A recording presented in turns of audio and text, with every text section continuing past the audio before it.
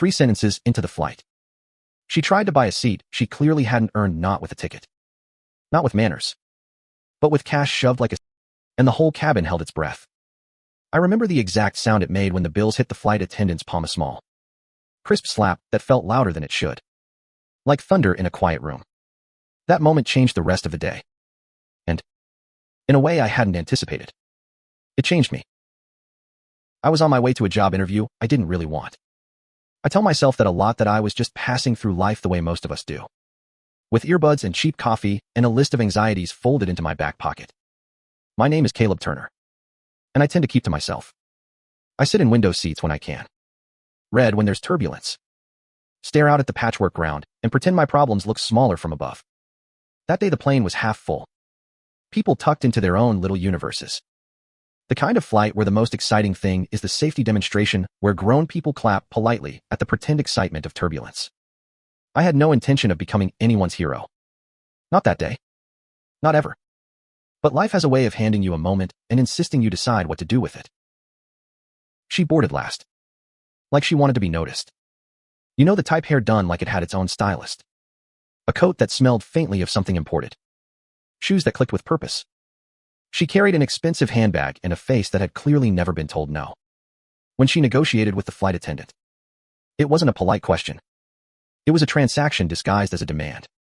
Listen, she said, leaning in across the galley like she owned the aisle. I can make this worth your trouble. She folded a stack of bills so precise it looked rehearsed, and extended them toward Nora. Nora Blake, the attendant, was young, but not naive. There's a look on some people that's less about age and more about having seen enough to know how to keep your hand steady when chaos arrives. She was wearing the airline's standard navy blazer. Hair pulled back in a tidy bun. The kind of smile that's both professional and a little thin from too many shifts. She took the money like it was a hot coal, refused. Firmly. And then turned away as if to end the matter. Eleanor Price didn't accept refusal well. Her eyes narrowed. And that calm, expensive tone hardened into something colder. I'm not going to sit in that seat. She hissed. I've paid for comfort. I'm not spending 6 hours squeezed in like cattle. Her voice carried. Of course. Planes have a way of making every opinion sound like breaking news. You know how it goes, you think you're just watching. Then your part in the story sneaks up on you. I pulled my phone out because it felt responsible. Not to troll her. Not to gawk. If someone's trying to buy a crew member's silence. In my head it felt like evidence. It felt like the kind of thing that could escalate, and for once I wanted to be on the side that captured truth. However small. My hand shook a little as I panned the camera. I promise you. I wasn't planning an internet moment. I was planning to have a record. Eleanor stepped into full performance mode. She laughed in a way that didn't belong in a cabin, sharp. Loud.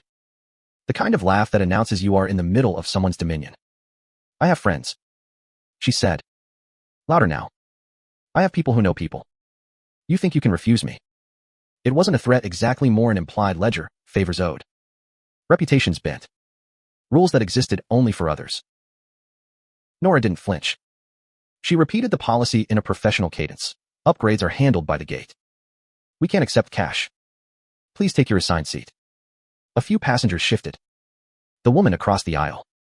A man with a child's backpack, oddly enough, placed at his feet. Watched with the kind of attention reserved for small accidents.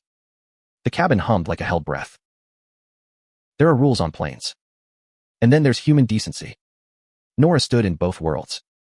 She had a binder of emergency procedures and a schedule to follow and a mortgage to pay. She also had that steady courtesy that keeps flights from falling apart. This tug of war is what made the scene feel cinematic. Like a quiet, awful play where the stakes are small in the moment, but big in life. Are you going to make me? Eleanor asked. A smile that didn't reach her eyes. Because I could make this very unpleasant for you. That line, the threat tucked in velvet, is when things changed. You can feel the energy in a room when someone lets the leash slip. The talented few who can talk people into doing what they want were on display. And the rest of us were the audience. Half terrified. Half complicit. Captain Hayes, a man whose nameplate read D. Hayes. And whose voice had that steady, practiced calm of someone who spent years telling people not to panic, walked through the curtains. He didn't stride in like a hero in a movie.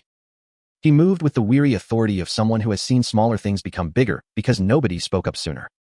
He asked for the overview. Listened to Nora. Glanced at Eleanor. And then said to Eleanor in a voice that tried to be reasonable but carried consequences, "We have a policy.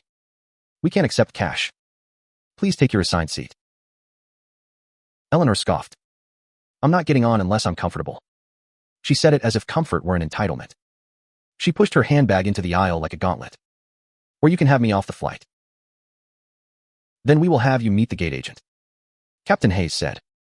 He used the words that mean, "We're putting this in motion," the ones that give the crew weight. Eleanor's eyes flashed. For someone used to having doors open, being told to leave was an unforeseen inconvenience that needed handling. This is where the scene split. Some of us felt relief, a promise that authority was restoring order. Some of us felt uneasy, the discomfort of watching a person get humiliated. I, honestly, felt both. There's no purity here. Most of life is messy in the middle. Nora's hands were steady, but she was tired.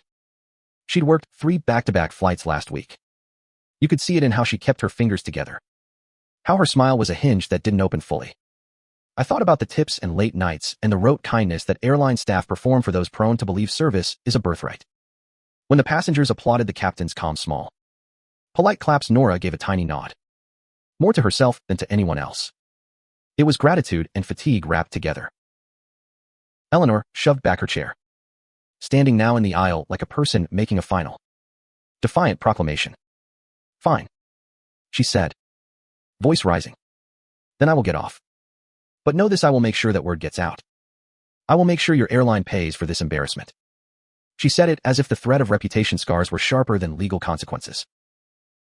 And then she did something I didn't expect. She slammed her purse down, and the clasp split open like a storybook spilling coins. Money flew small. Perfect rectangles of green scattered across the aisle carpet like a ruined treasure. A $50 slipped and landed under a crying toddler's toy. Another bill fluttered under the armrest. There's something about spilled money that reveals the soul. I looked at the green, and I thought about the ledger people carry in their heads. How much is worth dignity? How much is worth silence? Eleanor was making a gesture that was both petty and theatrical, trying to weaponize shame. "See," she said. "This is yours." She pushed the money toward Nora as if it were a plate of leftovers. Nora bent to pick up the bills. Not because she wanted them, but because she couldn't leave them on the floor. She was doing her job, which in that moment meant cleaning up the mess of someone's ego. A few passengers reached down to gather bills too, as if currency could be separated from context. One man muttered, "Keep the change, ma'am." And the cabin laughed in that nervous way. Security was called. It's almost always a coordinated, subtle ballet slotted into a chaotic crescendo. 2 officers met her at the door. They were polite, trained to de-escalate, but also trained to enforce. Eleanor carried herself like she had never expected physical removal. She insisted on her rights with the kind of fervor that comes when the rug of entitlement is pulled. She made threats about lawsuits, the voices she knew, the donations she could withhold. The officers walked her off the plane with a professionalism that blurred into the background of everyone's day. She shot sharp glances at us. Like bullets she couldn't fire. Passengers resumed their pockets of privacy. But the air felt altered, like an object that had been knocked out of place and needed time to settle. In the hours afterward, the plane took off. The flight attendant smiled professionally, and the hum of the engines carried us away from the gate. I'd recorded the incident. In the safety of my own head, I justified it. It felt like documentation, a civic duty. I didn't intend to post it. I told myself that I would hand it over if the airline asked, or if the authorities needed it. Responsibility felt big and abstract, like a suit that pinched at the shoulders. But someone else had filmed it too, and their upload was faster than any of us expected. By the time we landed, the clip 47 seconds of a woman trying to buy an upgrade and being escorted off the plane had started to float through the internet like a splintered headline. It got shared, reshared, titled, subtitled, laughed at, excoriated. People chose sides almost instantly. Some called Eleanor entitled and awful. Others rallied to defend her right to be comfortable. The comment sections are where nuance goes to die. They are an accelerant to judgment. That's the thing about public shaming in the digital age, it moves faster than recovery. Nora got messages of support. You handled it like a pro. Don't let them get you down. We need more of you. She also got offers from people to send tips, to compensate for emotional labor, and one or two venomous messages that assumed a backstory about her and what prompted her to refuse money. When a person becomes a symbol, their entire messy life gets collapsed into something simpler for the feeds. I watched the way Nora handled the attention. She smiled, thanked people, and then logged off. She did what people in service roles have done forever, take appreciation. Then go home and take care of the real life that pays the bills. She told me later, in a quiet moment before I had to step off the plane, that she'd had enough of people assuming she could be bought.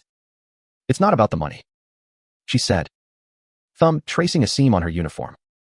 It's about being treated like a human, not a convenience. Eleanor, beneath layers of reputation, had a reason, though it didn't excuse her for being the kind of person she was. I heard, in the aftermath, murmurs about pressure at a board meeting, a canceled charter, a birthday ruined, power frayed at the seams. People who scrape and claw at the top sometimes develop a brittle edge where threats to comfort feel like mortal wounds. That's not sympathy. It's context. Understanding the why doesn't erase the wrong, but it paints a fuller picture. The airline issued a statement that afternoon, standard PR language about upholding policies, supporting staff, and investigating incidents. They thanked the captain and the crew for their professionalism and noted they would review footage. That statement was both sincere and designed to fit. The corporate voice speaks like an island ballot, measured, legal, and careful. What happened to Eleanor wasn't a single ending. Social media doxed small parts of her life. An opinion piece called for an airline-wide reward for Nora. A late-night show made a joke about the incident. A woman at work in a different city said she felt vindicated by Nora's firmness because she too had been pushed around by people who felt owed. The ripple was uneven. I found myself on the internet. Not because I wanted to be famous, God knows I wouldn't pick that, but because the clip pulled at something in me that didn't settle. People told me I did the right thing by filming. More people told me it was none of my business. A few messages were harsh. Why are you lounging with your phone instead of helping? As if pulling out a camera is a moral failing. I argued in my head with people I didn't know, and exhausting, unedifying pastime. The truth is it was a complicated choice. And the net doesn't like complication. There's another truth I didn't expect. The man with the child's backpack, who'd watched the whole thing, his name was Tomas, came up to Nora after we landed. He had been quiet during the flight, but he'd been taking in everything. He'd been saving for a small apartment for months, working 2 jobs. And he'd looked at Nora with a tired kindness. You did good, he said to her. Not performative. Just plain. Thanks for not letting her buy the room. She smiled. A real, small smile. And he squeezed his kid's shoulder like that was the end of the story. The public narrative keeps flattening the people involved into caricatures: the entitled woman, the saintly attendant, the citizen hero who filmed it. But none of us fit neatly into boxes. Eleanor had a son whose insurance was in question, who maybe hadn't forgiven her for a divorce or a mistake. Nora had shifts that left her at the laundromat late at night. Tomas had a backpack full of toys and a worn-out sense of optimism. I had an interview to go to and a habit of watching the world like it was a film. A few days later, the grief of the incident reached me in the form of an email. A lawyer representing Eleanor's business sent a terse letter to the airline, claiming defamation and emotional distress, demanding footage be turned over and an apology issued. It was the kind of thing that smells legal and is written to hurt. The airline responded with the standard, "We will cooperate." Nora got a call from her supervisor telling her to preserve evidence and not to speak publicly without permission. Her life, previously compartmentalized into shifts, had been thrust into the open. Eleanor's threats of lawsuits were the same kind of power play she'd used on the plane, like a lever she thought could tip outcomes. For a while online, people chose sides: irony for Nora, outrage for Eleanor, moral lectures for me. The court of public opinion issued verdicts rapidly and without appeals. But real consequences, those that require paperwork, appointments, an actual legal process, move slower and smell of waiting rooms. Then came a message I didn't expect. An anonymous note slid under my apartment door that said, simply, "You started something. Be careful." No signature. No emoji. Just ink on white. It might have been meant for Nora, but the elevator camera showed it was left by someone who'd watched me from outside. The note landed in my life like a pebble in a still pond. The ripples spread. I felt watched. I felt small. I wondered whether being the person who recorded the incident had really been the right choice. Fear is funny. It can make you want to hide, or make you want to hide and post about it. I called Nora, who laughed softly and told me to stop dramatizing, to go to my interview, to stop getting involved in things that weren't mine. Her voice was a lifeline of normalcy. But the anonymous note lingered like a question. We all make choices. And most are not heroic. Most are pragmatic. I recorded the scene because I thought it would be useful. Nora refused the money because it violated rules. Eleanor acted from a place of entitlement and fear. Captain Hayes enforced policy because that's what his job was. Tomas kept quiet because sometimes people are tired. Those small, human choices stitched together to form a story that other people took and made louder. In the weeks that followed, the airline announced a review of employee protections. They promised training, better support, a line for staff to report harassment. A small, local publication wrote an op-ed about how we treat workers who do invisible labor. Eleanor's business released a statement that she was taking time away. The lawyer's letter fizzled into routine legal posturing with no visible flame. Life, for most of us, went on. But the more intimate change was quieter. Nora told me she felt seen not just online, but by passengers like Tomas who recognized that service is not subservience. That made a difference in how she held her head at the gate. For me, the incident made me question the role of the watcher. When does documentation become spectacle? When does public exposure become punishment? Those are questions that don't have neat answers. One afternoon, months later, I met Nora for coffee. We sat in a quiet place where the hum of the city became background music. She told me she had enrolled in classes, thinking of finishing a degree she had left behind. I don't want to be defined by someone else's drama, she said. I want to be defined by how I move through it. I told her I was glad she felt honored. She shrugged, took a sip, and smiled the kind of smile that suggested resilience rather than victory. Eleanor's life remained complicated. I heard rumors she tried to sue, but the case never took fire. People with money often find ways to rezone their mistakes into harmless anecdotes. Some nights, I found myself wondering what a person like Eleanor needed to feel secure without buying it a crooked sense of control that's really a fear of falling. I don't know her story beyond the headlines people made. Who among us does? There's a strange satisfaction watching the arc of an event unfold the way an act of entitlement turns into a lesson, and the way the internet edits the moral. But I don't want to romanticize the aftermath. Public exposure can heal, it can also ruin. It can force accountability, but it can also weaponize humiliation. The line between justice and spectacle is thin and easily crossed. If I had to put my finger on a lesson, it would be this: standing up to something unjust doesn't need to be performative to be effective. Sometimes it's a camera. Sometimes it's a voice. Sometimes it's a gentle human who points out what's right. We all have roles to play, and none of them come with a manual. Be careful. Be compassionate. And remember the people behind the headlines. I tell you this because we're part of the same world, and our choices ripple. I tell you because small acts of courage like refusing a bribe in a tight space can be quietly enormous. I tell you because when you find yourself watching an injustice, you can choose to be the one who records it, or you can choose to be the one who helps, or you can choose to be the one who does nothing. Each choice says something about the person you want to be. So here's what I want to ask you. What would you have done on that plane? Would you have filmed? Would you have intervened? Would you have stayed silent? Leave a comment down below. Tell me whether you think Nora did the right thing, whether Eleanor deserved what she got, whether the internet's verdict matched your sense of justice. Share a time you stood up for someone, or the time you regret doing nothing.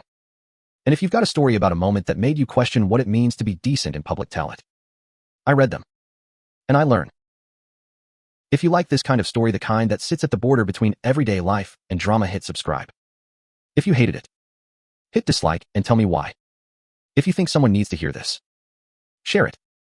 And above all, remember, being kind doesn't cost much. And being decent often means saying no when it's easier to say yes. Thank you for listening.